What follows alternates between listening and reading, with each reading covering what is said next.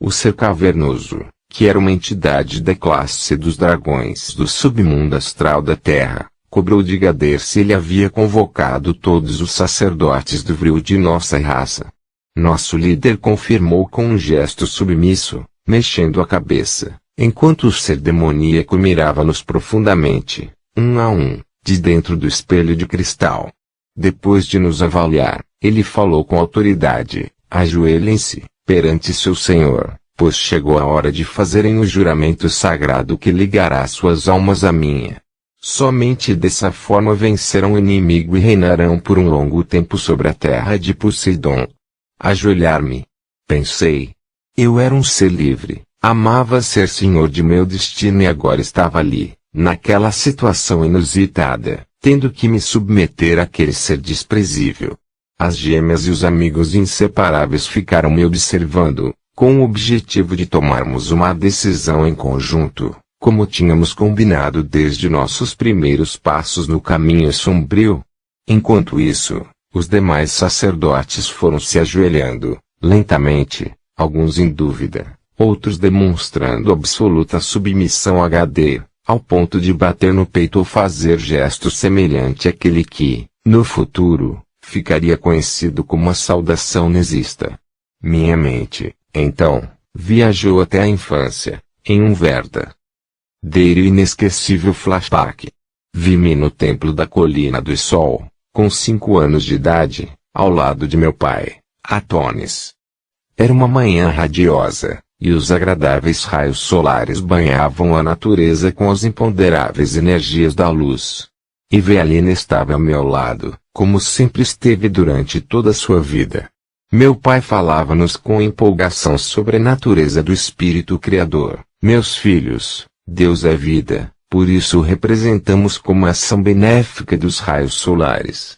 Ele está em toda parte, velando para que as sementes germinem, para que as flores floresçam, os animais se multipliquem e o homem cresça e se ilumine, em resumo, para que a vida se faça. Ele é o equilíbrio sagrado, o bem presente em todos os corações. Onde existir a manifestação do amor e do progresso, ali ele estará especialmente presente, feliz por atuar nas almas que direcionarem suas forças para agir em nome da essência divina. Essa é a manifestação divina pelo lado da luz.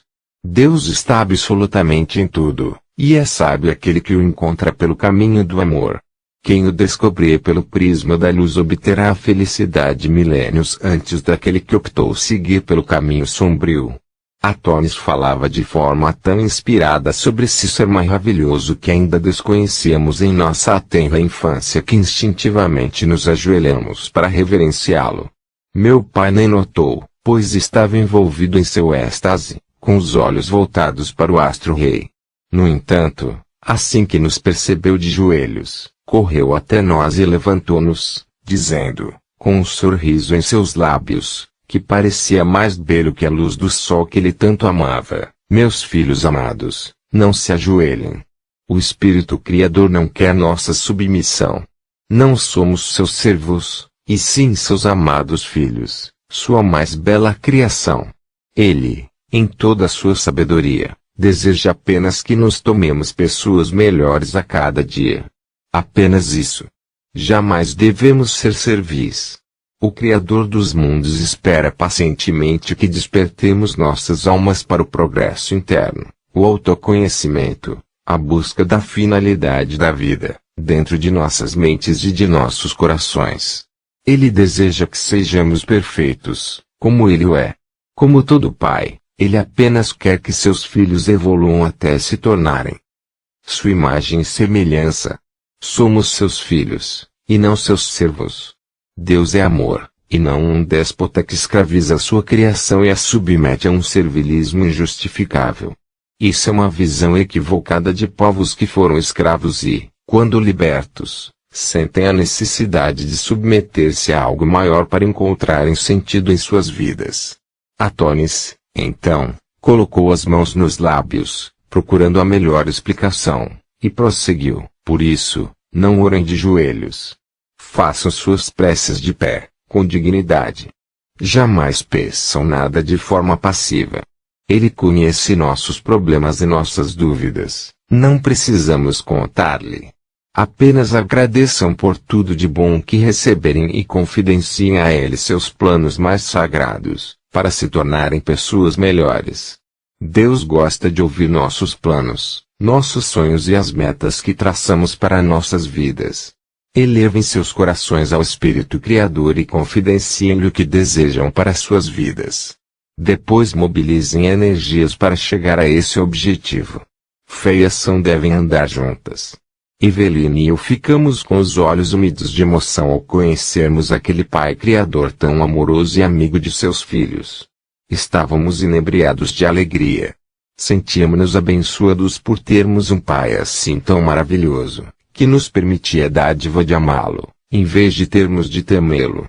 O ser mais poderoso do universo era simples e generoso. Isso era algo lindo para crianças que naturalmente temem o desconhecido. Milênios se passaram, desde esse dia memorável. Contudo, essa ideia de não ser necessário nos ajoelharmos na presença divina ficou gravada em minha mente até os dias de hoje. Em todas as minhas vidas futuras, jamais aceitei a imposição de ter de me pôr de joelhos em missas ou rituais dessa natureza, de qualquer religião. Meu Pai não espera isso de mim, mas sim que eu me torne uma pessoa melhor a cada dia. O pagamento de promessa mais agradável aos seus olhos é vencermos nossas imperfeições, e não subirmos escadarias de joelhos ou gestos dessa natureza. Depois Atonis nos convidou para passearmos pelo parque do templo, ornado com diversas fontes e privilegiado com natureza exuberante. Ele nos fez perceber a beleza da vida aqui. Tudo tinha a presença daquele generoso Pai. O barulho harmonioso das fontes, os pássaros cantando, a brisa suave balançando as folhas das árvores serenamente. Todas essas lembranças do colorido harmonioso da natureza e do sol acolhedor da manhã me levaram a um estado de espírito especial. As gêmeas e os dois amigos perceberam que eu estava em um transe voltado para esferas inacessíveis àquele ambiente pestilento que Gadeira havia construído. Elas seguraram firme minhas mãos, e Anashi e eu colocaram as suas sobre meus ombros, dando-me um apoio especial, mesmo sem saber direito por onde minha mente andava. Mas este era nosso pacto, unidos para sempre, não importando em qual estrada. O ser demoníaco dentro do espelho observou a ampla assembleia de sacerdotes ajoelhados e, repentinamente, parou para olhar em nossa direção, os únicos que ainda se mantinham em pé, desafiando suas determinações, e o pior, aos seus olhos. Estávamos envoltos em uma luz celestial. Mais uma vez, luz e trevas se faziam presentes em nossas vidas. Ao ver-nos, ele gritou, com agressividade: "Ei, vocês, ajoelhem-se agora, inúteis, imbecis. Será que não fui claro? Se vocês desejam vencer a guerra e reinar sobre a Atlântida e o mundo, devem servir-me.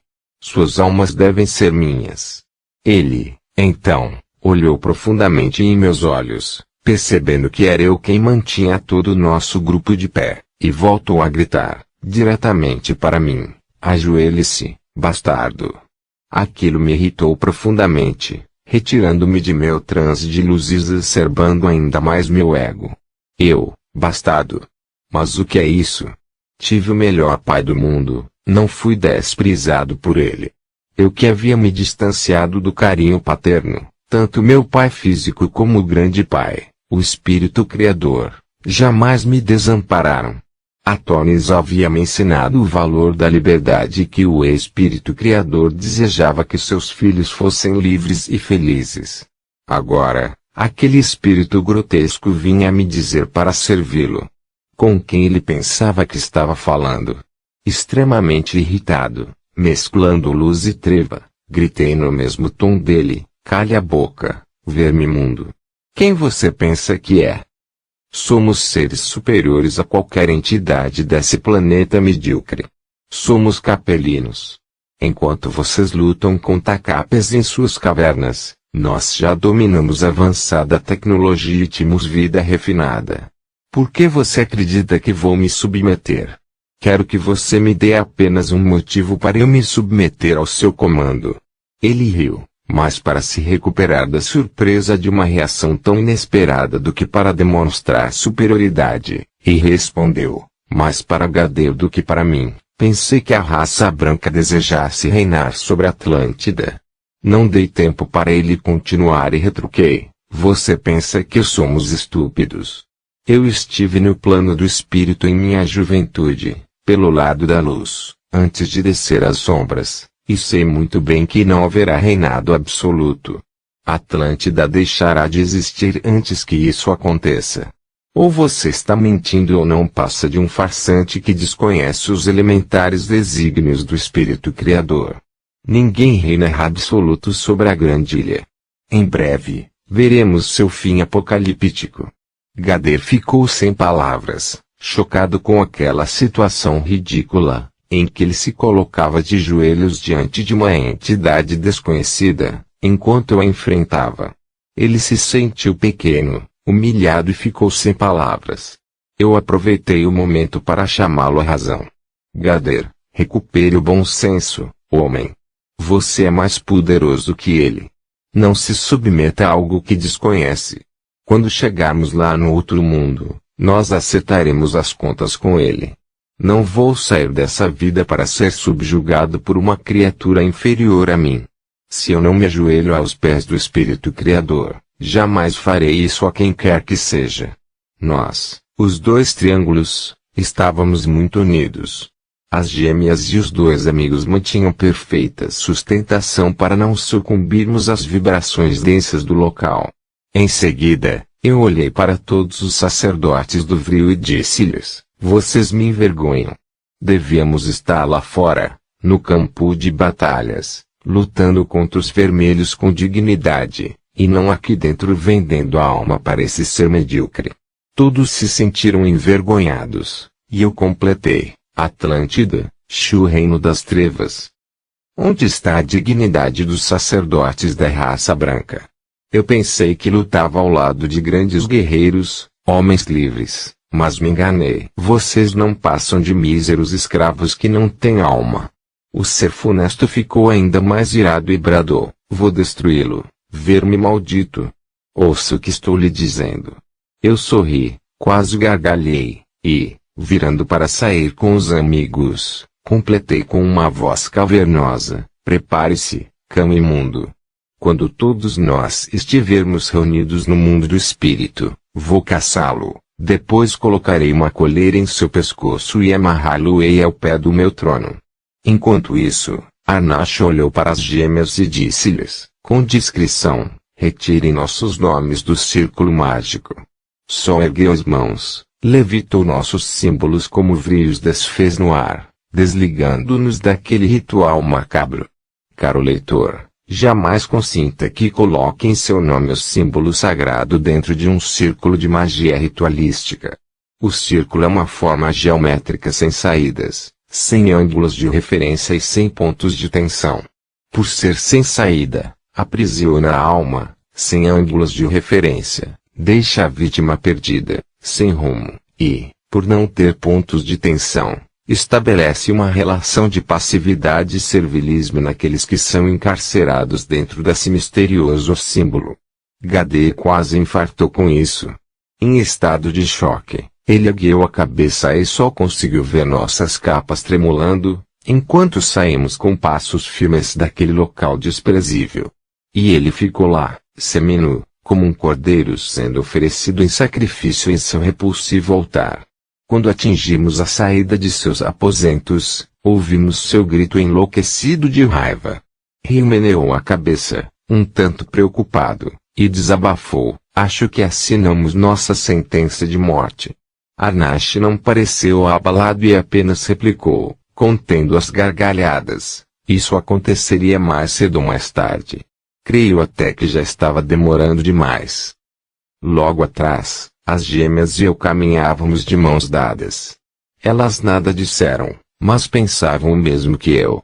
Além disso tudo, ainda tínhamos que matar um importante sacerdote da raça branca. Dentro em breve, a situação ficaria insustentável. Mas não me afligi, pois eu sentia que Gaia, nosso planeta, em breve reagiria contra as constantes agressões que estava sofrendo nas terras atlânticas, pondo fim a mais um capítulo da história de nosso mundo. Cumprindo promessas apesar do constrangimento geral, todos os sacerdotes fizeram um pacto de sangue com o dragão das trevas. De forma ingênua, venderam seu bem mais precioso, a liberdade de suas almas. E pagariam alto preço, quando todos descessem para as zonas infernais do mundo astral. Pelo menos, nós 5 estávamos fora desse terrível contrato com as sombras primitivas da Terra. E, como havíamos previsto, isso custou o agravamento da nossa já deteriorada relação com os demais magos atlantes da raça branca. Se já nos tratavam com desconfiança, agora éramos vistos como traidores e infiéis à causa da Atlântida Ocidental. Tentamos convencer alguns sacerdotes menos engajados nas ideias de Gadeir a ficarem do nosso lado, mas eles resolveram apostar em nosso líder, temendo represálias. Eles apenas seguirão o bom senso. Seria uma temeridade apostar em um pequeno grupo de rebeldes. Logo, apenas se mantiveram neutros. À noite, fiquei sentado à beira da piscina de nosso apartamento, tomando guaianás, perdido em meus pensamentos, enquanto as gêmeas nadavam nuas para relaxar, tendo em vista o terrível estresse que tínhamos vivido naquele dia. Passado algum tempo, elas me chamaram para dentro da água perfeitamente aquecida, e relaxei em seus braços. Por milênios, viveríamos daquele modo, apreciando o contato íntimo dentro da água, entrelaçando corpos e almas. Elas mordiscavam minhas orelhas, dirigiam-me olhares ardentes e sussurravam em meus ouvidos, em tom sedutor: queremos volúpia. Por isso, Arnash levou-me para uma piscina com mulheres no livro sobre o signo de Aquário, narrações sobre viagens astrais, e Galeato fez o mesmo, na narrativa Universalismo Crístico, o futuro das religiões. Eles tentavam explorar minhas recordações inconscientes, acionando gatilhos em meu psiquismo para atender seus propósitos. Durante milênios, as gêmeas e eu, juntos a Arnash e Ryu, construiríamos um império nas trevas, onde literalmente viveríamos em luxo e opulência, indiferentes à massa de espíritos que teríamos de escravizar para alimentar esse sistema. Jamais tivemos o objetivo de propagar a ação das trevas pelo mundo, mas mantínhamos nossos domínios consolidados e, ao mesmo tempo, servíamos de justiceiros em nome do Criador, impondo terríveis resgates kármicos no astral àqueles que maculavam o princípio da harmonia universal. Ama o teu próximo como a ti mesmo e não faça a ele o que não gostaria que te fizessem. Estando certos ou errados, acreditávamos agir em nome do Espírito Criador. O terrível trauma da falência da sociedade atlante alimentou em nossos corações um desejo de punição aos comportamentos desprezíveis dos falidos. Utilizávamos essas criaturas como escravas, tanto para atender nossos interesses pessoais como para manter a esfera energética necessária ao nosso poder nas trevas. Iniciamos punindo e escravizando os atlantes capelinos, mas logo estendemos nossos domínios por todo o globo, dividindo-o com os demais magos negros.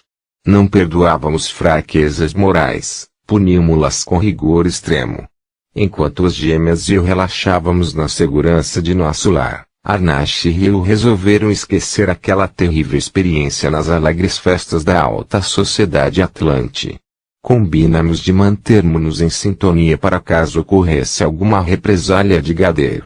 Não sabíamos qual seria sua reação, depois daquele atrito em sua cripta fúnebre. Todavia, nossa preocupação não se confirmou. Gadeir obteve o apoio total dos sacerdotes da raça branca.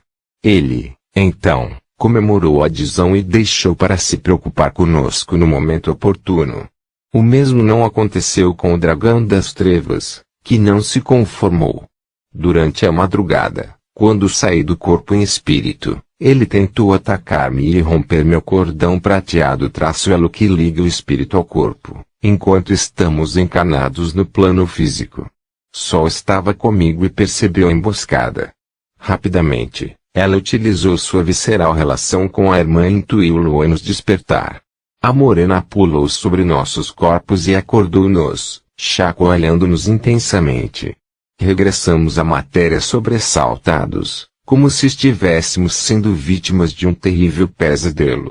Explicamos o fato à lua e decidimos utilizar o recurso da luz contra a ação das trevas. Sol nos olhou com seriedade e falou, com sua voz doce, não somos da luz, mas também não somos das trevas. Podemos orar às esferas superiores para que neutralizem a ação desse espírito mau. Os anjos do Espírito Criador não deixarão de nos atender, se perceberem nossas boas intenções nesse complicado jogo de interesses. Eu não tinha muita fé nessa interferência positiva da luz, mas resolvi acreditar na argumentação de Sol. Afinal, mal não faria. Os trabalhadores do bem estão acima dos julgamentos humanos. Se a lei de causa e efeito que rege o universo permitisse a intervenção deles, certamente atuariam com dedicado desvelo. E foi o que aconteceu. Nós nos sentamos em posição de lótus na cama, e as doces meninas, que se sintonizavam muito bem com a luz, apesar de tudo, elevaram seus corações ao Todo-Poderoso. Com suas vozes angelicais, de olhos fechados, em profunda interiorização da alma, oraram, intercalando-se na prece: querido Pai Criador, fonte da vida, permita que os bons espíritos intervenham ao nosso favor, para evitar o ataque das sombras. Sabemos que estamos em contradição com a tua lei maior, mas ampara-nos neste momento extremo. Às vezes, a vida nos impele a seguir por caminhos que não compreendemos. Por algum motivo, que desconhecemos, fomos levados a negar tudo aquilo em que acreditávamos. Por dor ou por amor, aqui estamos, seguindo o rumo que se apresentou aos nossos destinos. O bom Pai sabe como aproveitar melhor as habilidades de seus filhos. Usa-nos para atender aos teus desígnios na escuridão da noite que desceu sobre a grande ilha e ampara-nos para concluirmos com bom êxito o desfecho que planejastes para nossas vidas. André vê em seus sonhos que morreremos juntos, abraçados, ao pé de um grandioso trono, vendo a terra de Poseidon submergir nas águas do oceano. Que se cumpra, então, essa tua vontade, Pai magnânimo. Protege-nos até o momento em que tivermos de descer às profundezas do mar para expiar nossas faltas e permite sermos úteis aos teus magnânimos planos. Que assim seja. Depois da prece das meninas, percebi a presença de seres de luz, translúcidos, protegendo nossos aposentos, em absoluta atenção, como se fossem vigilantes dos céus. Envolvido pela emoção da oração, do fundo da alma, acreditei que eles tinham sido enviados diretamente pelo Espírito Criador. As gêmeas também perceberam a mudança vibracional e sorriram, batendo palmas. Eu as beijei feliz por não estarmos sós. Aquela situação surpreendente me levou a pensar, o que é o bem e o mal? Deus deve estar acima disso tudo, muito além de nossa compreensão, apenas analisando esses dois extremos da natureza humana. Certo de que tudo faz parte do infinito processo evolutivo. Na verdade, onde nos encontramos na escada de Jacó trata-se apenas de estágios dentro da infinita caminhada rumo à luz, e, assim como um irmão mais velho conduz o mais novo para o aprendizado, os espíritos de luz assim procediam com os intermediários, que deveriam fazer o mesmo aos enrijecidos no ódio, os quais se encontravam mais atrás na caminhada.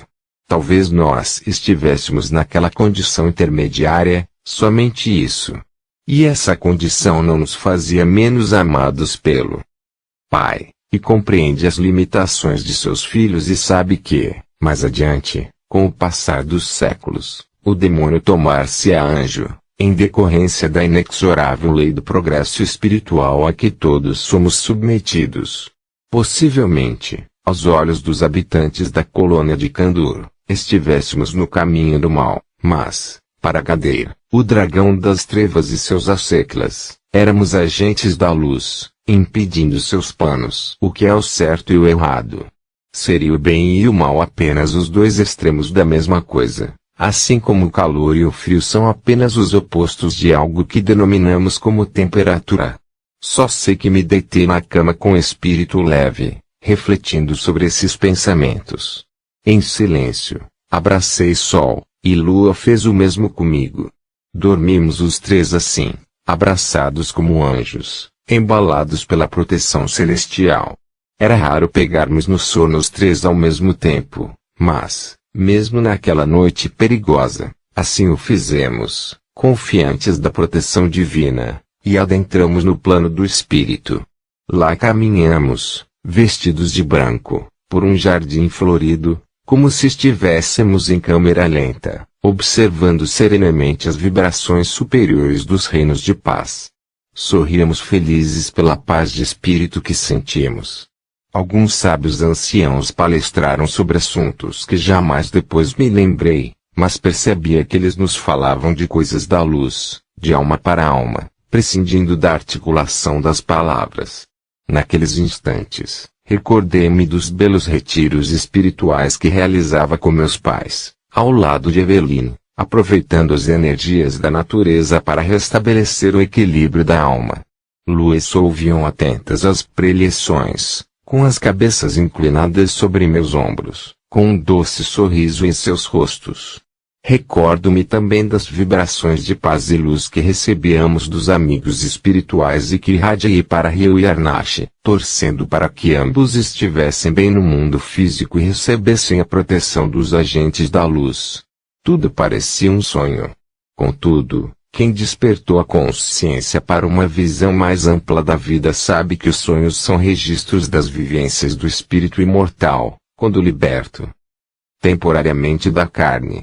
Algumas vezes, eles são confusos apenas porque nosso cérebro físico não está preparado para registrar cenas e fatos sem paralelo no imundo dos homens. No dia seguinte, acordamos muito bem dispostos. As gêmeas estavam com seus corações leves e cantavam alegremente. Minhas amadas mulheres estavam envolvidas em uma aura de luz e foram se dedicar a seus passatempos preferidos, a literatura e o teatro, cada qual ao seu. Parecia que elas haviam esquecido todos os nossos problemas.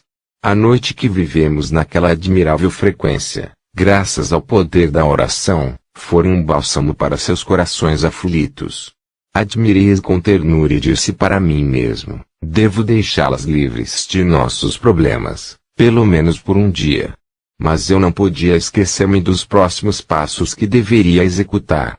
Era necessário cumprir a promessa feita a Atlas. Ártemis devia estar ainda entre os Pelasgos, aguardando a retirada do Exército Vermelho. Eu precisava eliminar um sacerdote da raça branca o mais rápido possível, para diminuir o poder convívio nas mãos de Gader. Resolvi meditar sobre isso sozinho. Elas estavam muito felizes para eu lembrá-las de algo assim. Retirei-me sozinho para o campo e passei a tarde pensando, em busca de respostas. Enquanto isso, Sol, minha bela artista, foi ensaiar seu papel teatral nos jardins internos do grande prédio em que vivíamos. Lua ficou em nossos aposentos, deitada no divã, apreciando sua beleza no espelho, à procura de inspiração. Na busca da poesia perfeita, que estava compondo para nós fazia algum tempo, ela elevou ainda mais seus pensamentos e ouviu uma música sublime, que não era de nosso mundo. Ela percebeu, então, ao fundo, o som mágico de um violino, acompanhado por belas vozes, que pareciam louvar a beleza da vida. Lua, então, começou a sussurrar a melodia, encantada com as energias que fluíam por sua alma. Sentiu-se leve e assim levitou, em espírito. Eis que, de repente, ela viu em sua frente uma fada iluminada, que flutuava assim como ela. Na hora, Lua não percebeu, mas o ser brilhante era Eveline, que vinha da terra dos imortais para alertá-la, com as seguintes palavras. Minha doce menina que o destino quis que fosse brilhar em meio às trevas da Atlântida falida, venho a ti, neste teu breve momento de libertação do corpo, para alertá-la. Sua irmã não deve ficar sozinha neste instante. Corra em sua direção agora. Não temos tempo a perder. Lua percebeu a gravidade do momento, enrugou a testa, demonstrando preocupação, retornou ao corpo e correu à procura da irmã, enquanto a manifestação espiritual diáfana de Evelyn desaparecia lentamente em meio ao nosso quarto. Nesse mesmo instante, enquanto o sol estava completamente imerso em seus ensaios, Electra aproximou-se sorrateiramente e puxou-a pelos cabelos, com um afiado punhal nas mãos.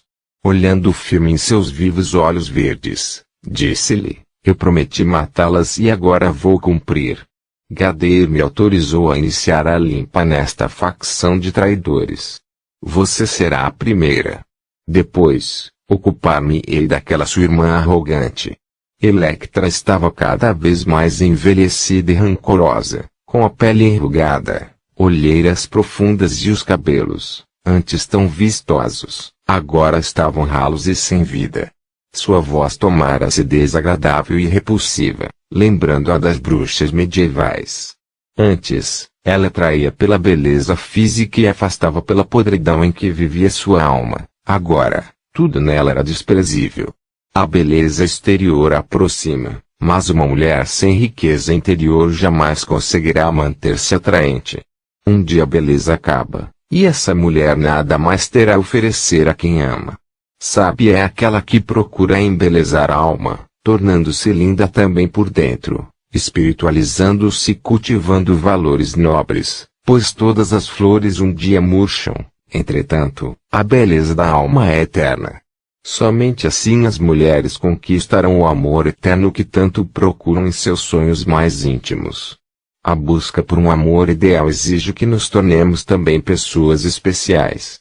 Electra, então, desceu o punhal no pescoço de Sol, mas foi interceptada pelo braço ágil de Lua, que arrancou a arma da bruxa e jogou esta contra a parede, libertando a irmã. Ofegante, a morena disse: tudo bem, maninha. A sensível loira fez um gesto positivo, com a mão sobre o peito, demonstrando estar assustada.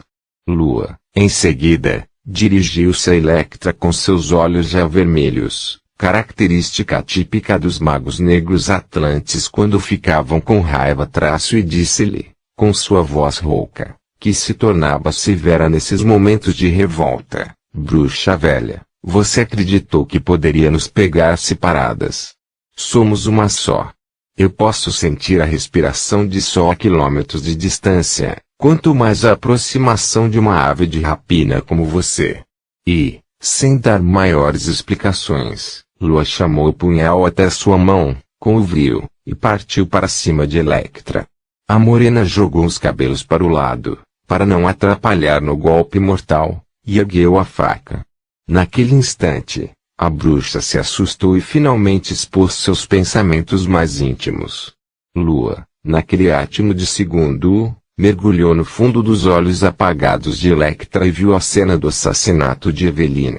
Tudo se desenrolou rapidamente, revelando os mentores do crime e o plano tramado por eles para me levar definitivamente para o caminho das sombras. A elegante morena deu 2 passos para trás, impressionada com o que vira, e apenas aprisionou Electra com a força do vril. Sol percebeu a expressão de espanto da irmã e apoiou na ação. Em seguida, elas conduziram a assassina para nossos aposentos e a conservaram cativa até minha chegada. Após receber o comunicado delas, dirigi-me rapidamente para lá, preocupado com o que poderia estar acontecendo. Achei que se tratava de algo referente a alguma ameaça de Gadeir. No entanto, encontrei Electra flutuando na sala, dentro de uma bolha agregadora do vril. Sem entender o que estava acontecendo, perguntei às gêmeas, /inversá-las o que é isso? Por que esse demônio está aqui?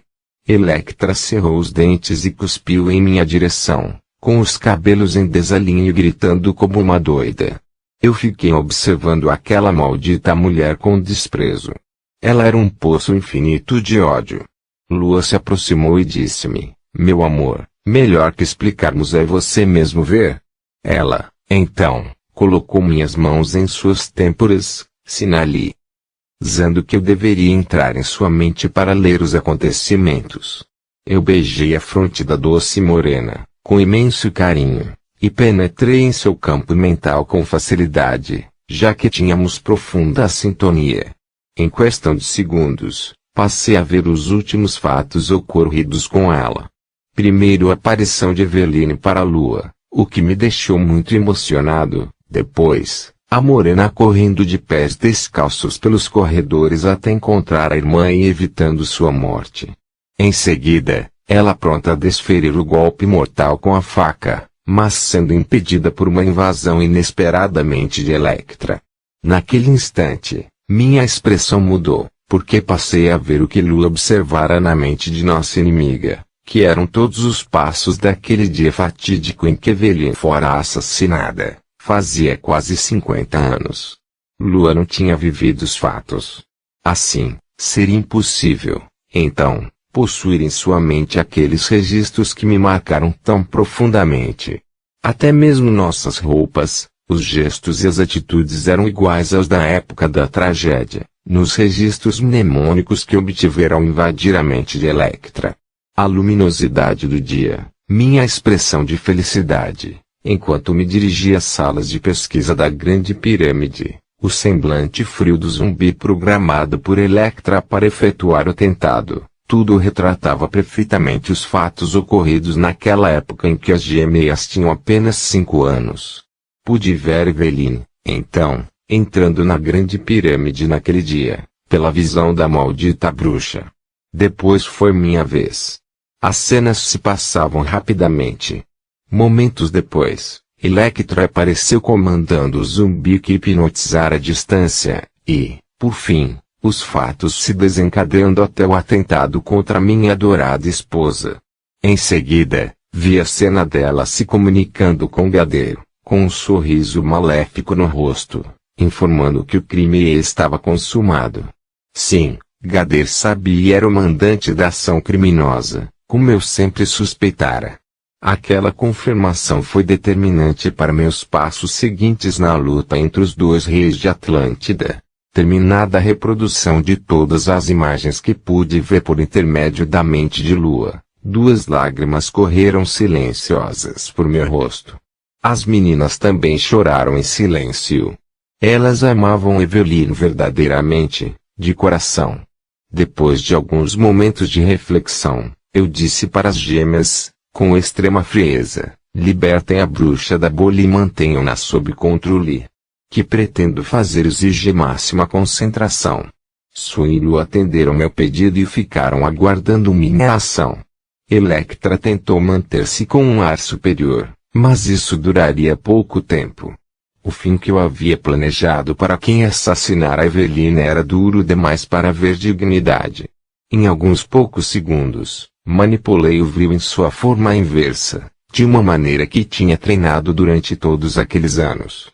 O quinto elemento, o símbolo do infinito de pé, materializou-se à nossa frente, envolto em labaredas, invertido e girando em torno de seu próprio eixo, manifestando sua energia infernal sob a ação do lado oculto.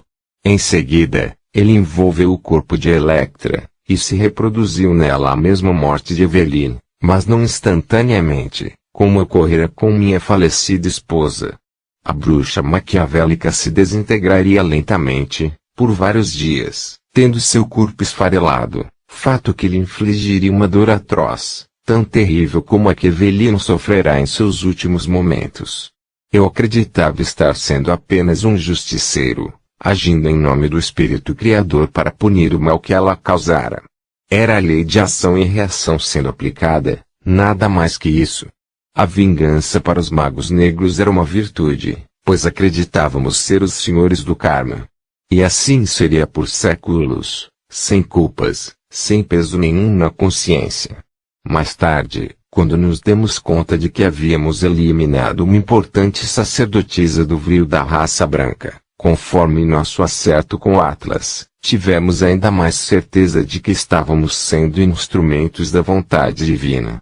Electra tentou manter-se ativa por alguns instantes, Mas logo a terrível dor da desintegração molecular provocada pelo vril começou a causar-lhe fortes dores, em uma macabra mistura de esfarelamento da pele e lenta liquefação dos órgãos internos. Não demorou muito para ela gritar sem controle, vencida pela dor. Com uma expressão facial desesperada, pediu-nos socorro. Nós apenas acompanhamos sua agonia com um olhar indiferente. A preferida de Gader caiu de joelhos aos nossos pés, e, então, passei delicadamente a mão em seu rosto. A sensação que ela teve foi como se uma grossa lixa tivesse raspado sua face. Olhei para meus dedos, e eles estavam cobertos do mesmo pó monoatômico no qual o corpo de Evelina havia se transformado naquele dia trágico. Eu esfreguei os dedos para analisar sua textura e concluí, com um olhar frio e científico, que mais uma vez havia manipulado o vril com absoluto sucesso.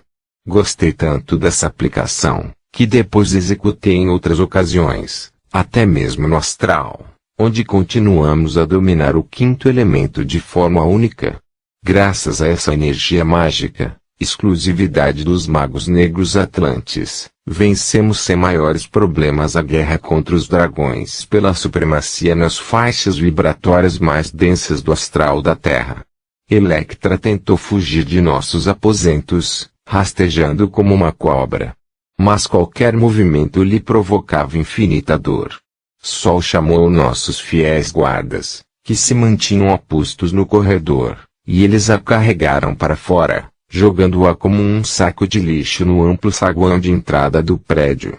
Enquanto a arrastavam, observei com um sorriso irônico o rastro de pó que se desprendia de suas pernas e de seus braços.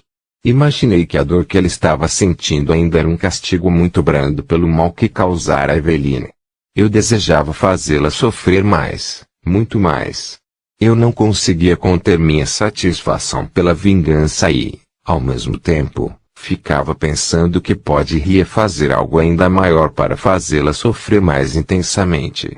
Quando fechei a porta e voltei para o quarto, Lua estava preparando um brinde especial e disse-nos: precisamos comemorar, pois vingamos a morte de Eveline e, ao mesmo tempo, cumprimos a promessa feita a Atlas.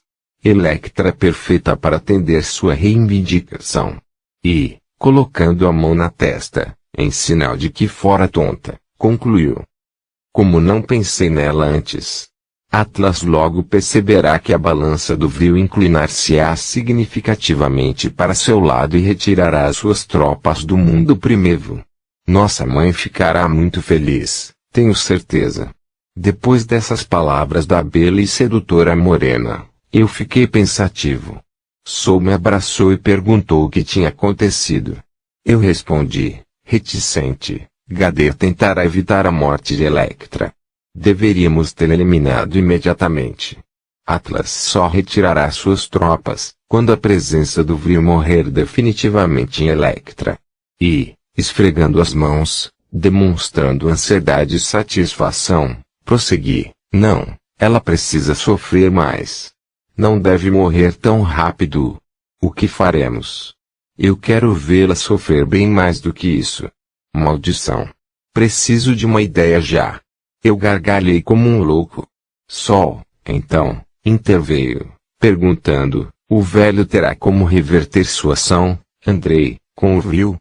Eu fiz um sinal significativo, indicando que não, enquanto andava de um lado ao outro, procurando alternativas para estender o sofrimento da bruxa.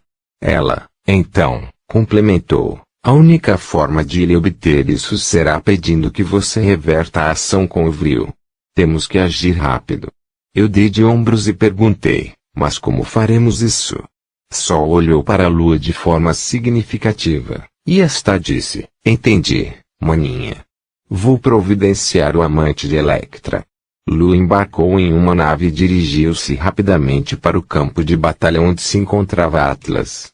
A bela morena caminhou até seu acampamento, deixando todos os soldados de queixo caído com suas curvas exuberantes e seu caminhar elegante. Ela disse ao líder da raça vermelha, sem rodeios: você sentiu a queda na força do vril entre os brancos. Ele assentiu com um sorriso sagaz, E ela voltou a falar: a sacerdotisa Electra ainda está viva. Precisamos desmoralizá-la aos olhos de Gader, antes que ele tente reverter sua iminente morte. Quero um guerreiro vermelho para apresentar como seu amante. Afirmaremos que ele estava passando informações sigilosas para você, por intermédio dele. Atlas compreendeu o plano e saiu da barraca militar, reuniu os soldados e disse-lhes, com sua voz de trovão: nobres guerreiros da raça vermelha, preciso de um valoroso soldado para uma missão sem retorno. Com o êxito dessa tarefa, levaremos para o inferno um sacerdote dos brancos e inclinaremos a balança do vil ao nosso favor. Quem se candidata? Todos os guerreiros de Atlas se ofereceram para o sacrifício, batendo as lanças contra os escudos, com olhares flamejantes e gritando palavras de ordem. Ele levantou as mãos, pedindo silêncio, e voltou a falar: essa é uma viagem só de ida. O voluntário será morto nas mãos do inimigo. Compreendem isso? Todos voltaram a bradar e bater seus escudos, sem vacilar, fazendo uma atordoante algazarra. Era impressionante o domínio daquele gigante sobre seu exército.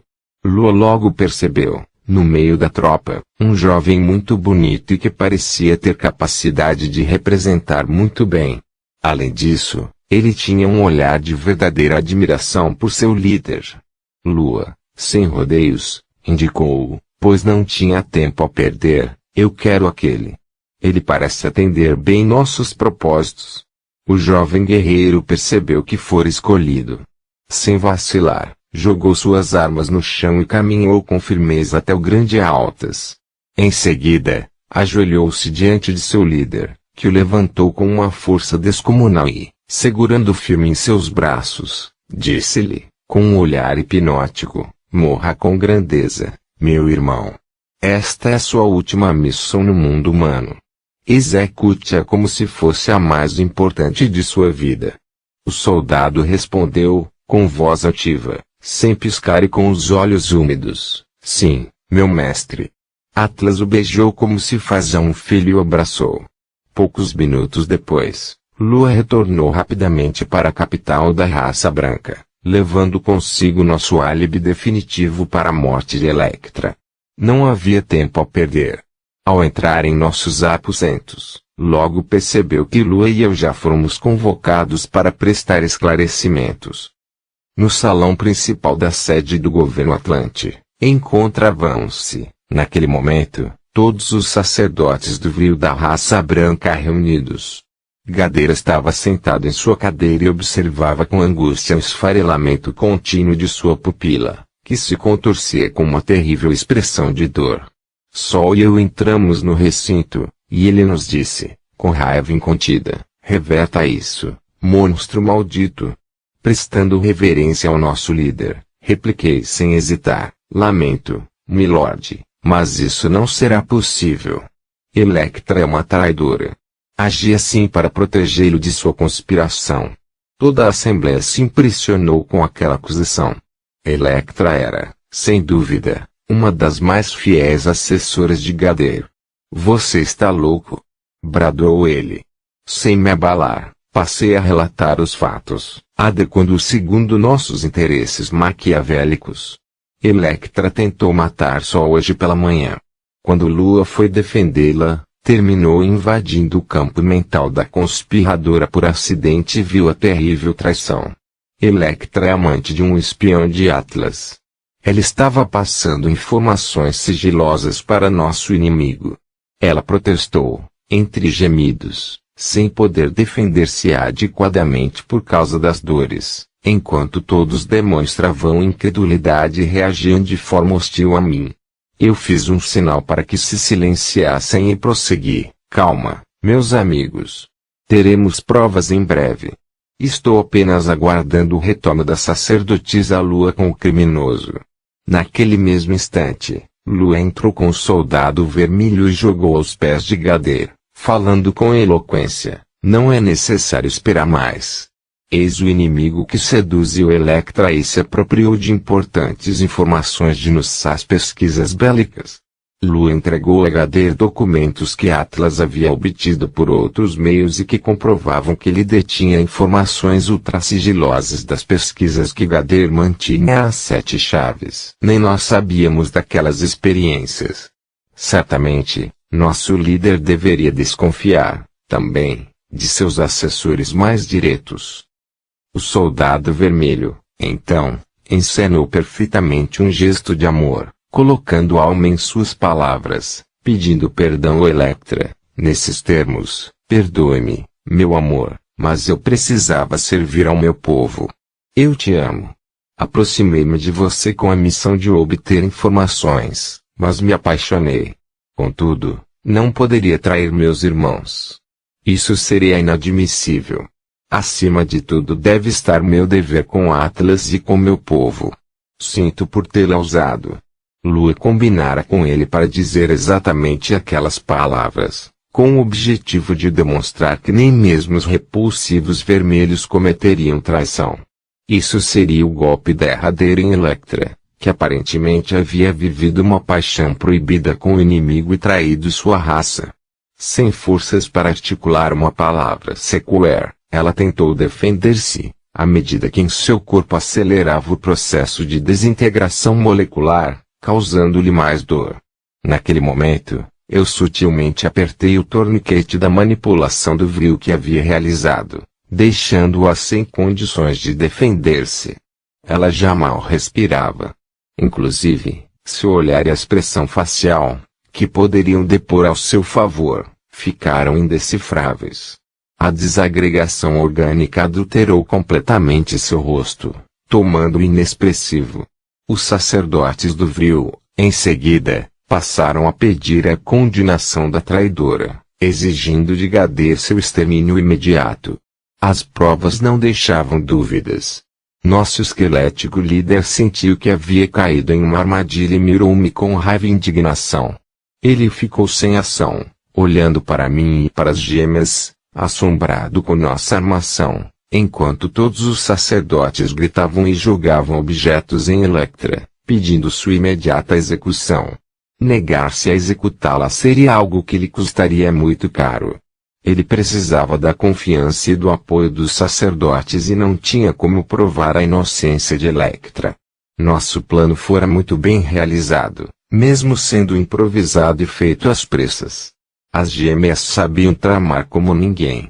Naquele instante, mirei profundamente os olhos de Gader e falei diretamente a ele, em tom irônico e de forma reticente: existe mais um agravante. Além de traidora, ela matou Eveline. A mente de Gader pareceu neutralizar os gritos enlouquecidos de seus sacerdotes ao redor. Naquele momento, ele percebeu que eu sabia de tudo, inclusive sobre ele ser o mentor da morte de Eveline. Ele, então, disse-me, de alma para alma: prepare-se, pois vai ter volta. Em seguida, fez um leve gesto com a mão, típico de quando manipulávamos o Vril sem esforço, e desintegrou definitivamente Electra e o Guerreiro Vermelho, seu suposto amante.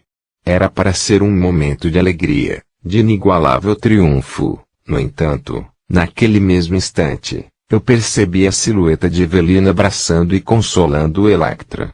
O corpo espiritual da mulher chorava copiosamente nos braços de minha falecida esposa, enquanto seu duplo físico se desintegrava.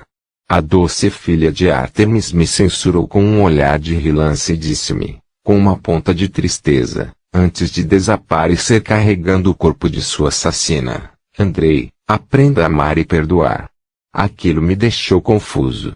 Pouco antes, ela alertara a lua para evitar que aquela cobra maldita assassinasse Sol.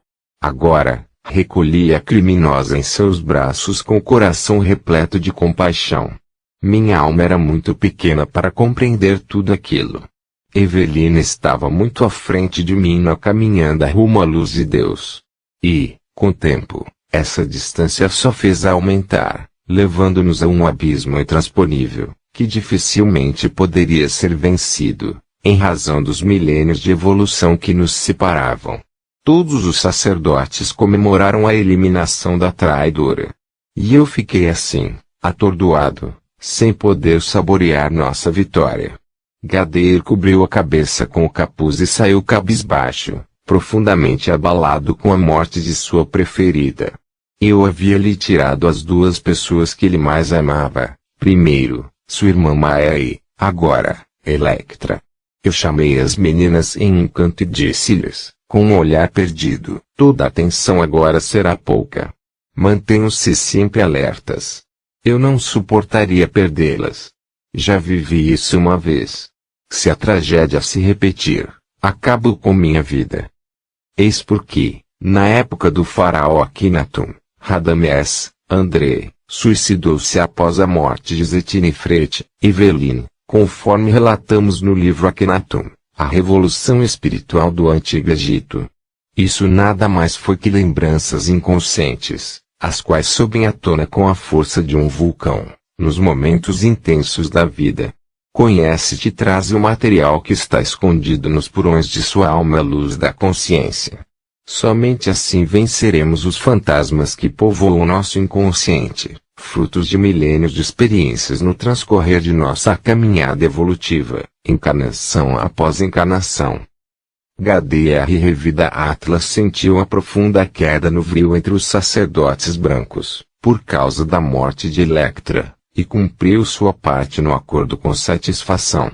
Mesmo assim, Ártemis esperou serenamente ele retornar para Atlântida com suas tropas. Somente depois de ele finalmente ultrapassar o Estreito de Gibraltar, o Portal de Hércules, a sacerdotisa do vril da Época de Ouro despediu-se daqueles que se lembrariam de seu nome por milênios e partiu ao encontro dos demais mestres. Assim como sua filha, ela tinha passado os últimos dias cuidando e amparando os enfermos, tanto dos campos de batalha como dos povoados próximos. Utilizando-se da poderosa energia vril, ela os curou, tomando-se a seus olhos a mais poderosa divindade da época. Mas ela não retornou para a colônia de Kandur.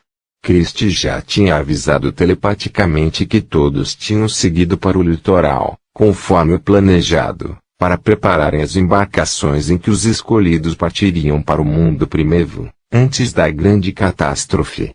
A etapa da preparação de Kandur havia sido encerrada com êxito. Os mestres viajaram pela floresta com seus mais de 600 discípulos, procurando evitar despertar atenção, para não serem mortos pelas facções em guerra que desejavam ampliar o poder com o vril. Ali, entre aqueles jovens, estavam os futuros reis e rainhas, deuses e deusas das nações do mundo primevo, que se miscigenariam com esses povos primitivos e imprimiriam um novo nível de evolução a eles. Em seus futuros relatos, constaria a chegada dos gigantes iluminados que lhes haviam trazido conhecimento e progresso. Naquela época, Gadeir descobriu que a redução gradativa da presença do quinto elemento na natureza atlante não era apenas fruto do declínio de nossa civilização, mas também obra dos sacerdotes da Época de Ouro, que tentavam reduzir o poder bélico dos magos negros. Ele chegou a enviar expedições para explorar as montanhas de Kandur, em busca dos mestres, porém, graças a Deus, chegaram tarde demais. Mesmo estando em uma dimensão paralela, a colônia de Kandur poderia ser descoberta e sofrer um ataque. Em poucas semanas, eles atingiram uma região de pouca visibilidade aérea, próxima ao litoral meridional, e lá começaram a construir as embarcações e orientar os discípulos de total confiança sobre os últimos detalhes do projeto de migração para outras terras. Todos os jovens ficaram impressionados com a confirmação do destino de Atlântida. Eles, então, passaram a trabalhar com mais afinco para construir os barcos e obter a instrução moral necessária para concluir sua missão. A partida para o mundo primevo era inevitável. Atones e Nasser já estavam em avançada idade, mesmo assim, mantinham-se bem dispostos para ajudar na construção das embarcações. Dentro do possível, utilizavam as facilidades que o vril possibilitava, carregando grandes toras de madeira e outros serviços que os discípulos não possuíam domínio para realizar.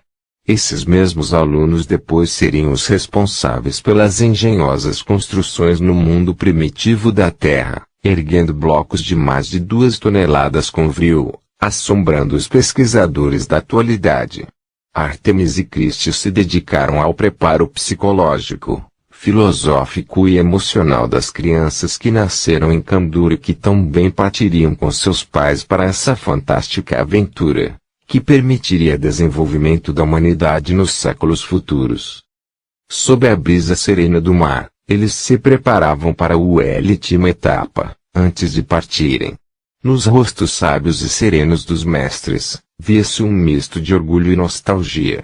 Sentiam-se realizados por concluírem com sucesso o treinamento daqueles jovens honrados, advindos de capela, mas vencedores na luta contra seu próprio ego, demonstrando que origem espiritual capelina não significava propriamente falência espiritual, mas sim tendências que poderiam ser vencidas. Ninguém nasce com o destino de ser bom ou mau.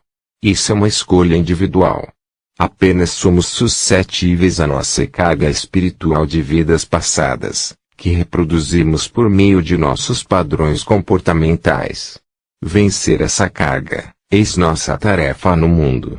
Em algumas manhãs, Artemis caminhava pela beira da praia, de pés descalços, com seus lindos olhos acinzentados perdidos na imensidão do horizonte, refletindo sobre a caminhada futura de seus diletos pupilos. Em breve, as embarcações sumiriam naquela linha onde o mar findava para nossas vistas e surgiriam em outras terras, com a nobre tarefa que fora sempre a vocação sagrada do povo atlante, educar e promover o progresso de povos incipientes. Assim, nem tudo estava perdido. Naqueles momentos, então, a grande sacerdotisa do Vril se lembrava de toda a sua existência, desde criança, embalada pelo som sereno e repetitivo das ondas do mar. A vitoriosa mulher, exemplo de dignidade espiritual, recordava-se de seus sonhos da juventude em contribuir para o progresso da terra de Poseidon. Sua missão era exatamente esta: tomar a grande ilha uma pátria cada vez mais voltada para o bem e para sua sagrada tarefa de educar e civilizar os povos do mundo primitivo. Ela trabalhou para isso até o último momento de sua vida. Artemis viveu intensamente sua missão. Ela se lembrava de sua amada filha, tão injustamente assassinada, e também desse seu filho, que se perdera em meio a tanta dor, além das gêmeas queridas, filhas do coração, que haviam me seguido pelo caminho das sombras. Nesses instantes, ela caía de joelhos nas areias macias da praia e chorava, procurando expulsar do peito a dor que sentia pela ausência de pessoas que tanto amava. Artemis, aquela que se tomara uma deusa aos olhos dos gregos primitivos, olhava, então, para os céus, de joelhos, e dizia para si mesma, tentando conter a dor da saudade: meus amores do coração, um dia, nós estaremos todos juntos novamente, vivendo lado a lado na paz e na sabedoria do Criador dos mundos, longe da dor e do sofrimento, que só se fazem presentes nos momentos em que precisamos ser despertados para a verdadeira vida. Ela, então, sorriu e secou suas lágrimas com os braços, e falou novamente para si mesma: sim, um dia a ilusão acaba, a verdade se revela, e despertamos para os objetivos maiores da vida. E, quando isso acontecer, estaremos juntos novamente, trabalhando para tornar viva entre os homens a vontade do Espírito Criador. Enquanto Artemis tornava-se um foco de luz na terra, com suas elevadas preces, na capital Poseidonis, os ânimos continuavam quentes. Gader não sossegava de buscar os maiores mestres do Vril, que se negavam a apoiar a guerra. Vários sacerdotes da grande energia que haviam optado por um autoexílio nas cavernas foram encontrados e assassinados por não revelarem o bloqueio realizado com energia Vril, objetivando evitar que os rebeldes a utilizassem todo o seu potencial. Dias depois, o líder da raça branca, que se tornava um demônio cada vez mais cruel, conseguiu capturar Mestre Kundo. Ele havia retomado para a capital, com a intenção de penetrar na pirâmide e reduzir ainda mais a presença do quinto elemento em nosso mundo. Isso evitaria maiores desgraças naquela luta que parecia se tornar mais selvagem a cada novo enfrentamento. fazia dias que Gader não sorria, mais precisamente, desde a morte de Electra. Ao saber da prisão de Kundo, ele esboçou um sorriso satânico e falou para Galeato e Pantauer, com uma ponta de ironia: agora chegou minha vez de sorrir. Reúnam todos os sacerdotes no salão principal, porque vamos eliminar mais um mestre da luz. Pouco tempo depois, estávamos novamente no mesmo local onde Electra fora morta. Gader entrou com passos rápidos e vestindo seus trajes sacerdotais. Ele se sentou em um trono improvisado e bateu palmas. Era apenas um sinal para que seus soldados entrassem conduzindo o prisioneiro. Eu estava com um olhar vago e cansado de todo aquele teatro infernal. Nem percebi quem era a vítima. Somente quando ele foi jogado aos pés de Gader, de joelhos, pude perceber os longos e suados cabelos negros de Kundo, encobrindo seu rosto. Suas mãos estavam amarradas, e notei que ele havia sofrido tortura física. Eu me sobressaltei, mas me contive, pois sabia que era isso que Gader desejava. O rosto do sábio mestre Atlante da raça vermelha estava desfigurado, mas mantinha um olhar digno e desprovido de raiva. Kundo possuía 10 vezes mais força com o vril que Gader e seus asseclas. Apesar disso, não reagia. A força do vril dos mestres atlantes não deveria interferir no destino natural da grande ilha. O mal já não habitava mais seu coração fazia muito tempo.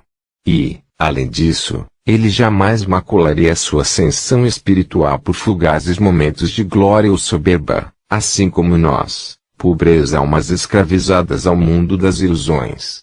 Ele compreendia o sentido da vida e estava em um nível de consciência muito superior ao de todos nós ali presentes, que ainda nos debatíamos no lodaçal do ego humano.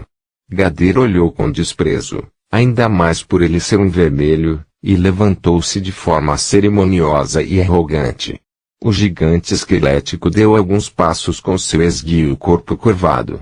Usando um capuz que cobria sua cabeça, ele se aproximou um pouco mais do mestre da chama violeta e disse-lhe, com voz soturna: durante todos esses anos, você e seus fracos irmãos da luz escondiam, então, um sutil bloqueio do vril, limitando nossas capacidades, e nós nem suspeitávamos. Jamais deveria tê-los deixado viver. Acreditei que eram insignificantes, no entanto, conspiravam em seu retiro espiritual nas montanhas de Kandur, no berço de meu inimigo.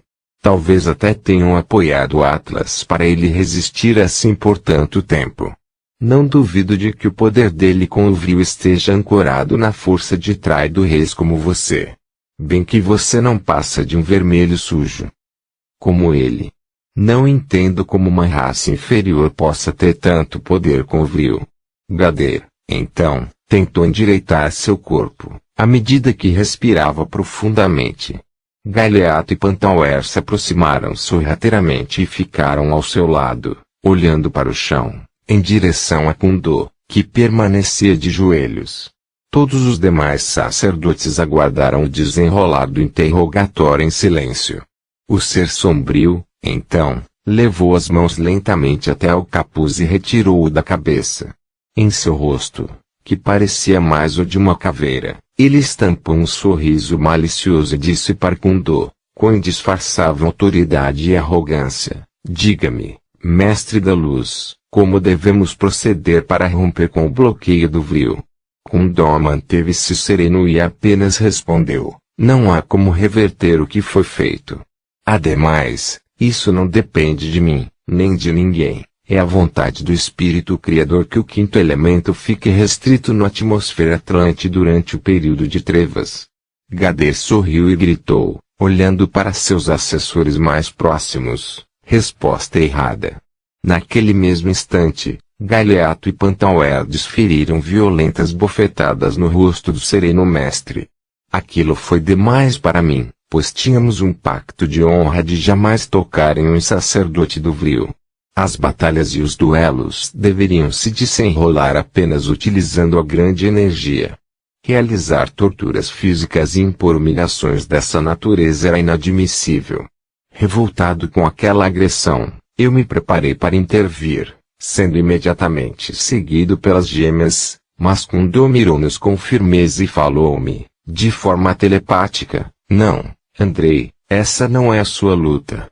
Devemos cumprir destinos diferentes. Respeite a vontade do Espírito Criador. Siga sua intuição para entender qual é seu papel nos acontecimentos que estão por vir e fique tranquilo com relação aos seus pais, pois todos estão em segurança, longe das montanhas. Lembre-se, cada um de nós possui uma missão dentro do plano divino. Seja sábio para cumprir a sua. Não importa se estamos sintonizados com a luz ou com as trevas, Deus está presente em tudo. E, queiramos ou não, estamos sempre a serviço do Espírito Criador. As gêmeas também captaram a mensagem telepática de Kundo e recuaram, muito comovidas. Eu abaixei a cabeça e lutei com todas as minhas forças para segurar as lágrimas que insistiam em escapar de meus olhos. Sun e Lua seguraram em meus braços e apoiaram seus rostos em meus ombros para esconderem o pranto. No entanto, Gader percebeu e sorriu satisfeito. Ele, então, insistiu ainda por mais alguns minutos, sempre recebendo a mesma resposta de Kundo, até que ele se cansou e pediu para que um de seus assistentes lhe trouxesse uma espada forjada com oricalco. Gader ergueu e admirou a beleza daquele artefato que era mais dourado que o ouro e mais brilhante que os diamantes e disse, você não é homem o suficiente para travar uma batalha comigo utilizando o vril, portanto, não lhe darei a morte digna de um sacerdote do quinto elemento. Kundo, você morrerá pela espada, assim como os cães imundos que enviamos às guerras convencionais todos os dias. O iluminado mestre apenas fez uma reverência e respondeu, com um suave brilho nos olhos negros, será uma honra morrer como meus irmãos mais humildes. Gader esboçou uma expressão de ódio e preparou-se para desferir o golpe mortal na altura do pescoço de Kundo.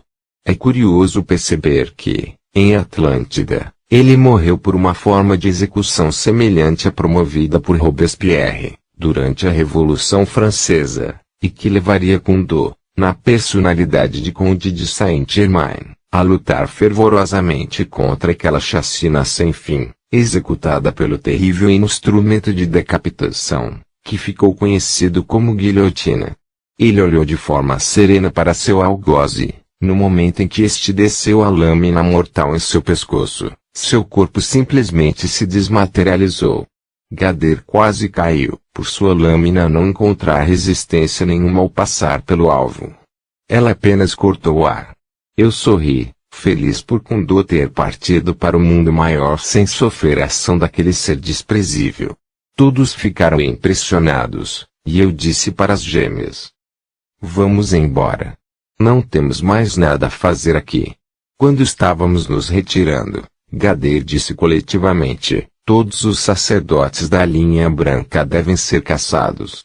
Eles terão somente duas opções, revelar o segredo do bloqueio ou morrer.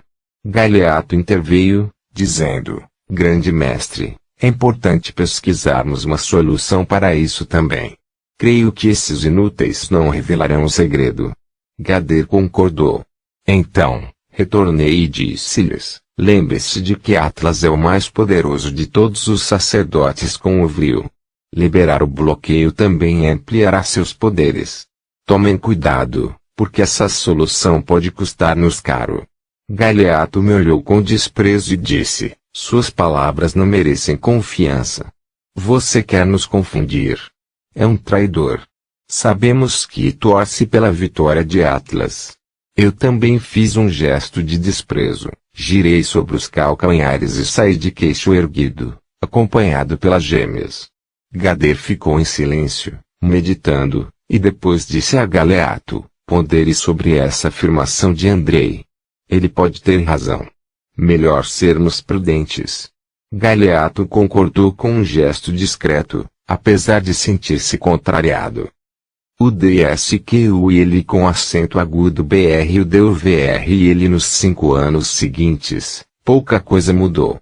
A guerra somente agravou-se, tornando-se mais intensa a cada ano. Os Atlantes Vermelhos iniciaram pesquisas para a mutação genética e a clonagem humana, para utilização dos seres provenientes como meros androides no confronto.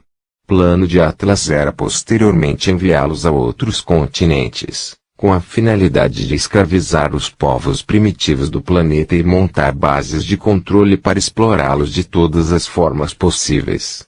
Apesar da intervenção de Artemis, ele não havia desistido desse projeto, apenas o adiara. No final desse período, Gader conseguiu romper o bloqueio de energia Vril, e ela foi utilizada de forma ainda mais irresponsável pelas raças branca e vermelha, ampliando os graves danos à natureza e à população civil, fato que tornou a guerra ainda mais dramática. O que nos consolava era que sentíamos a aproximação do apocalipse, como nuvens negras do mal, as quais flutuavam na linha do horizonte e caminhavam lentamente em direção ao seu objetivo. Todos os dias, acordávamos com o som das explosões distantes e dos pequenos tremores de terra, que pareciam ser somente um trovão que se faz ouvir de longe, mas eram nada mais nada menos que o prenúncio do fim. Planeta, na região de Atlântida, começava a dar sinais de que muito em breve expulsaria o corpo estranho que lhe sugava as energias e o feria diariamente. Assim, as duas raças que viviam na grande ilha e que por séculos se respeitaram e se amaram terminariam seus dias como inimigas, por causa da discriminação racial, mal este que impera até nossos dias, fruto do baixo nível espiritual da humanidade terrena, que passou a viver em nosso mundo a partir daquele período. Enquanto isso, os mestres e seus mais de 600 discípulos continuavam o trabalho de construção e acabamento dos 12 grandes barcos que levariam 50 passageiros cada. Os jovens trabalhavam com vigor, mas os mestres já estavam sentindo o peso da idade. Os espíritos orientadores do planeta tinham informado que o momento de embarcar para as novas terras ocorreria quando um astro vermelho surgisse no céu. 3 meses antes da catástrofe, foi possível enxergar o surgimento do ponto escarlate na abóbada celeste. O momento estava próximo, era necessário acelerar os trabalhos. Mestre Nasser caminhava com dificuldade. A vida na selva, sem os recursos e o conforto da colônia de Kandur, havia desgastado seu organismo em avançada idade. Na época da grande catástrofe, eles possuíam em torno de 120 anos. Inclusive, alguns dos antigos atlantes que abraçaram o projeto já haviam desencarnado, em decorrência do clima hostil da vida selvagem. Muitos daqueles que se refugiaram em cavernas para não terem seus poderes com Vril explorados pelas facções em guerra também já haviam sucumbido. Enquanto os jovens discípulos lutavam contra o tempo para abandonar a moribunda terra de Poseidon, as gêmeas e eu assistíamos, na capital Atlante, às mais terríveis manifestações da degradação humana. O comportamento bizarro e o olhar vidrado das pessoas nas ruas nos davam a impressão de que todos haviam sido infectados por um vírus desconhecido ou, então, suas almas estavam possuídas por seres demoníacos. O estado mental e emocional dos atlantes começava a deteriorar-se, algo típico em períodos de final de ciclos evolutivos no mundo. No fundo de nossas almas, lá no inconsciente, podemos sentir quando o grande juízo se aproxima, assim como está ocorrendo nos dias atuais. Aqueles que estão sintonizados com um baixo padrão vibracional ficam angustiados e irritadiços, externando ainda mais as mazelas de suas almas. Assim os dias se passavam, até que, em certa manhã, enquanto eu dormia, fui despertado pelo roçar dos longos cabelos de sol em meu rosto. Ela sempre fazia isso quando queria me acordar pela manhã. Mas daquela vez não o fez para acordar-me com um lindo sorriso no rosto. Ela estava soluçando e com a face coberta de lágrimas. Eu me sobressaltei e perguntei a ela, abraçando-a, o que foi, meu amor? Por que você chora? A sempre alegre loira me abraçou forte e disse, com voz reticente, acabou o equilíbrio com o Vril. Nossa força conjunta está maior do que dos vermelhos. O fim está próximo. Eu, então, pulei da cama assustado, enquanto Lodi espetava, e corri nu até a sacada. Concentrei-me no quinto elemento e constatei que a cativante Sol estava com a razão. Que teria acontecido? Era um desequilíbrio grande demais para ter ocorrido em decorrência da morte de um único sacerdote vermelho. Aquela estranha predisposição do Vril na atmosfera significava muitas baixas. A não ser que o sacerdote atingido fosse Atlas, pois ele concentrava grande parte da força conjunta dos Atlantes orientais. Vestimos-nos rapidamente e saímos em busca de informações. Ao cruzarmos pelo mezanino do grande salão central, vimos lá embaixo o corpo alto, esguio e curvado de Gader, junto aos demais sacerdotes, comemorando o golpe mortal que haviam executado em Atlas. Assim como ele fizera no passado, agora Gadeiro tinha atingido a distância com Vril, realizando o que poderíamos chamar de manipulação mágica do quinto elemento. Foi possível escutar os comentários dele de Galeato, afirmando que o quadro de Atlas era irreversível, mesmo com o poder curativo do Vril e das pirâmides. Eu fiz sinal para as gêmeas, e contornamos por outro caminho. Se Atlas estava entre a vida e a morte, esse não era um bom momento para cruzarmos com Gadeiro. Avisamos Arnash e Reu para afastarem-se imediatamente da região e tomamos uma decisão surpreendente. Embarcamos em uma nave com destino ao Palácio de Atlas, no outro extremo do continente. Não sabia como seríamos recebidos, mas eu sentia que precisava estar ao lado do gigante vermelho naquele momento extremo de sua vida. As gêmeas concordaram, e partimos, com nossos corações apreensivos.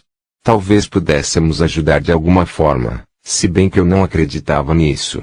Tudo parecia estar acontecendo conforme os sonhos que, quase todas as noites, insistiam em me revelar o futuro de Atlântida. Naquela mesma noite, pouco antes de Sol me acordar, eu havia sonhado que imensas ondas, com mais de 40 metros de altura, chocavam-se contra o cume da grande pirâmide de Poseidonis, que apresentava uma enorme rachadura em toda a sua extensão. Chegamos rápido, como sempre, utilizando as supersônicas naves movidas a Vril. Naqueles dias, pouquíssimos sacerdotes poderiam manipulá-las com esse fim. O poder de manuseio sobre o Vril, mesmo com a quebra do bloqueio efetuado pelos mestres da Época de Ouro, tomava-se cada vez mais exclusividade dos mais poderosos sacerdotes. Fazia muito tempo que eu não visitava o Palácio de Atlas, desde antes da morte de Evelyn, quando fui até lá a mando de Gader para sondar as intenções do Guerreiro Vermelho. Porém, pouca coisa havia mudado, talvez somente a segurança, que agora parecia ser mais reforçada. Mesmo assim, conseguimos entrar no palácio com relativa facilidade. A terrível tragédia que se abatera sobre o líder da raça vermelha havia atordoado todo mundo. Muitos soldados estavam ajoelhados à porta dos aposentos de Atlas, com os rostos cobertos de lágrimas, enquanto outros haviam fugido para as matas, com medo de um ataque sem precedentes por parte dos sacerdotes e do exército branco.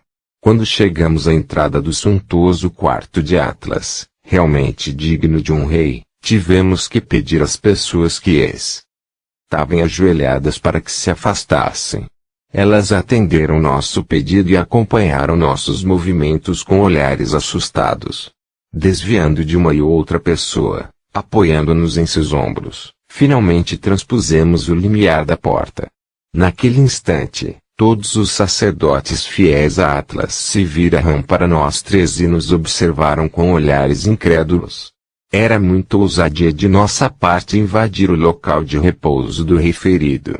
Mestor deu 2 passos à frente e disse, demonstrando revolta, o que vocês estão fazendo aqui? Retirem-se imediatamente. Se vocês desejam um duelo, que seja fora do local de repouso de nosso rei. Eu ergui a mão e disse-lhes, com as gêmeas apoiadas em meus braços, calma, nobre Mestor. Estamos aqui em paz.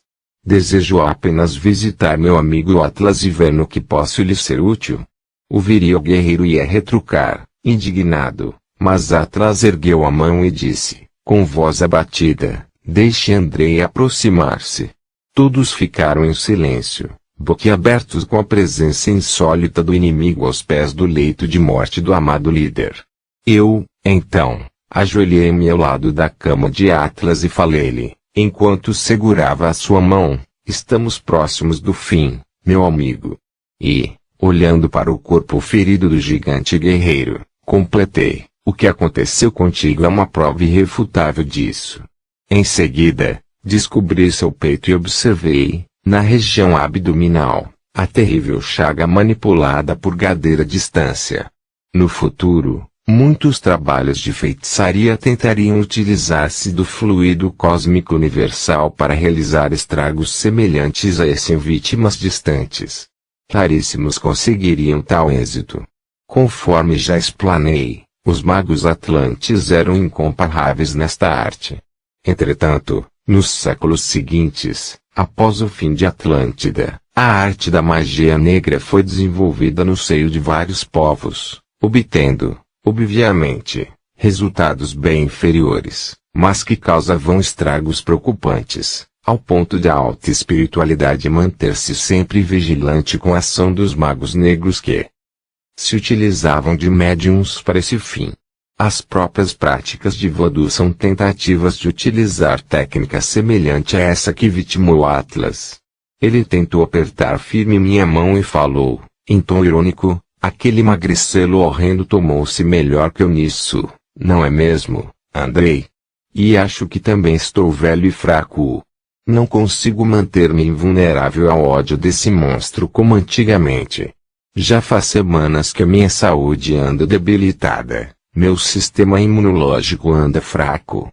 Talvez seja esse o motivo de seu êxito desta vez.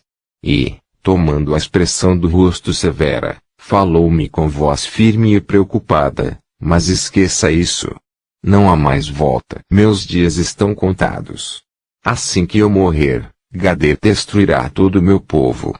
Depois, ele olhou firme em meus olhos e prosseguiu, tentando conter a dor que lhe corroía por dentro. Você me prometeu que isso não aconteceria, que Gader não seria o soberano máximo da grande ilha.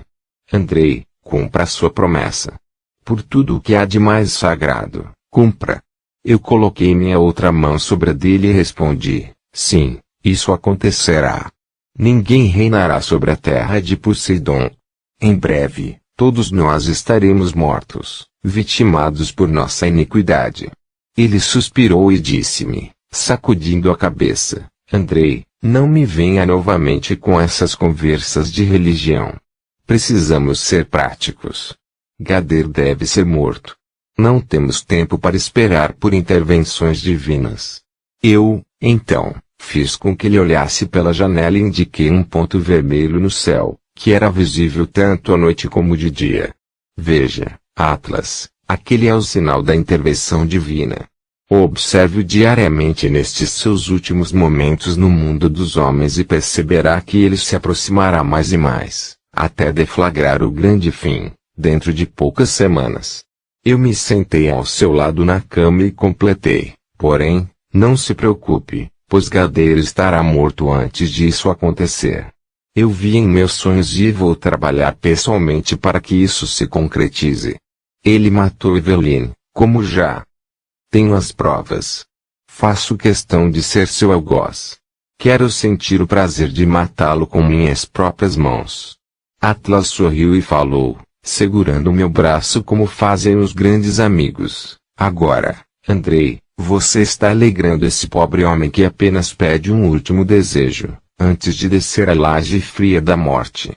Eu sorri para ele e retruquei, não seja tão dramático. Em breve, encontrar-nos-emos no mundo maior, e lá teremos outra peleia para enfrentar. Gader fez pactos com os dragões das trevas, durante todos esses anos, para vencê-lo. Esses seres inferiores vão querer dominar-nos, e isso eu jamais permitirei. Ele concordou comigo e falou, com os olhos úmidos, mate Gader, meu irmão, que irei até o inferno na outra vida para defendê-lo de qualquer coisa. Feito. Respondi a ele. Naquele instante, A esposa de Atlas, Pleione, entrou no quarto com sua filha caçula, chamada Alcione. A menina era doce e angelical, já sua mãe, uma matrona arrogante e desagradável. Era fácil perceber que a prerrogativa de ser esposa do rei havia lhe subido a cabeça. As gêmeas ficaram hipnotizadas, admirando a beleza daquela menina contemplativa. Alcione tinha um semblante majestoso e, ao mesmo tempo, humilde. O carinho com que tratava todos era algo cativante.